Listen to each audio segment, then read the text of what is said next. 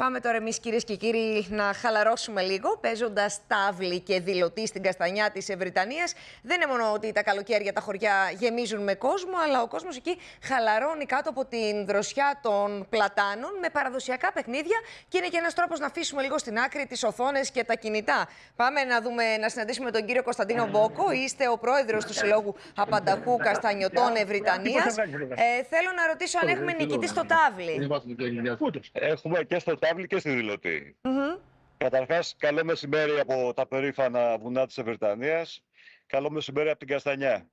Έχουμε λοιπόν και νικητές και στο τάβλη και στη δηλωτή. Μόλις πριν λίγο τελείωσε το πρωτάθλημα. Το διοργανώνουμε κάθε χρόνο. Περισσότερο ο λόγος που το κάνουμε είναι να ανταμωθούμε. Αυτό είναι το νόημα. Το χωριό μας το καλοκαίρι γεμίζει με παιδιά και μεγαλύτερους ανθρώπους και προσπαθούμε να το κρατάμε ζωντανό. Δηλαδή τώρα εκεί κάθε χρόνο βλέπουμε τις εικόνες που μας έχετε στείλει από το καφενείο, μικροί και μεγάλοι, γιατί δεν βλέπω μόνο μεγαλύτερης ηλικίας ανθρώπους, βλέπω και νεότερους και μου λέγατε νωρίτερα ότι υπάρχουν και γυναίκες, άρα δεν είναι γυναικεία, δεν είναι ανδρική υπόθεση το τάβλη και η δηλωτή. Όντως δεν είναι ανδρική υπόθεση. Συμμετείχε μια κυρία εδώ, βλέπουμε η κυρία στα πλάνα. Αλεξάνδρα, ναι, αλλά δυστυχώς έφυγε νωρίς. Δεν είναι ανάμεσα στους νικητές, εννοείται. Ακριβώς. Δεν μου λέτε, η δηλωτή παίζεται έτσι με το χαρακτηριστικό χτύπημα του χεριού. Περιγράψτε μας λίγο την εικόνα.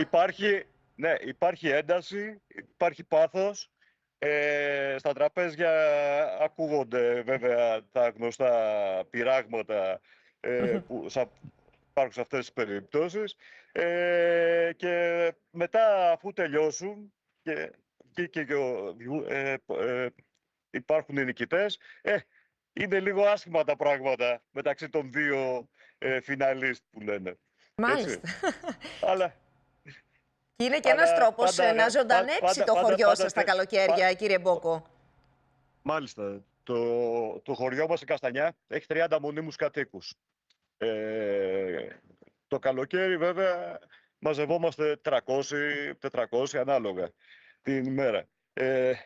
Κάνουμε πολλές εκδηλώσεις ο Σύλλογος. Προσπαθούμε να κρατάμε το χωριό μας ζωντανό και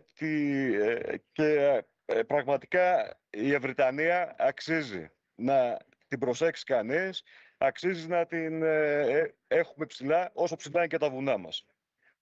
Δεν μου λέτε τα πιτσιρίκια τα οποία είναι εκεί στο χωριό μαθαίνουν τίποτα πλάι στους ηλικιωμένους ή είναι με τα κινητά και τα τάμπλετ, γιατί είναι και ένας από τους στόχους αυτός του μίνι πρωταθλήματος.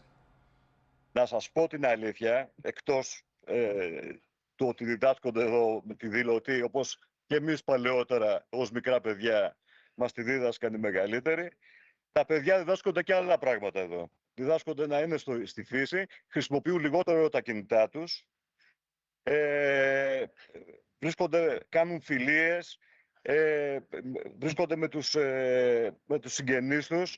Αυτό είναι το σημαντικό. Το ότι τα παιδιά δεν ξεχνούν τον τόπο τους και δημιουργούμε καινούργιες ρίζες. Αυτό είναι το σημαντικό και το κέρδος για τα παιδιά μας. Δεν μου λέτε τώρα μετά το τάβλι και τους νικητές τι ακολουθεί εκεί στο χωριό, έχει μεσημεριάσει 2 η ώρα. Τώρα ακολουθεί βεβαίως ένα τσιμπούσι με δέσματα ρούμελης, κοκορέτσι, κοντοσούβλι και διάφορα για τους συμμετέχοντες στο πρωτάθλημα τάβλη και δηλωτής. Και βλέπω πίσω σας μια πολύ ωραία θέα. Τι θερμοκρασία έχει αυτή την ώρα εκεί? Είμαστε περίπου στους 23 με 25 βαθμούς. Πίσω μου ακριβώς είναι το όρος Καλιακούδα. Ανάμεσα στην πλάτη μου, τέλος πάντων δεν φαίνεται καλά, είναι το φαράκι του Κρικελοποτάμου και το γνωστό σε όλους πάντα βρέχει.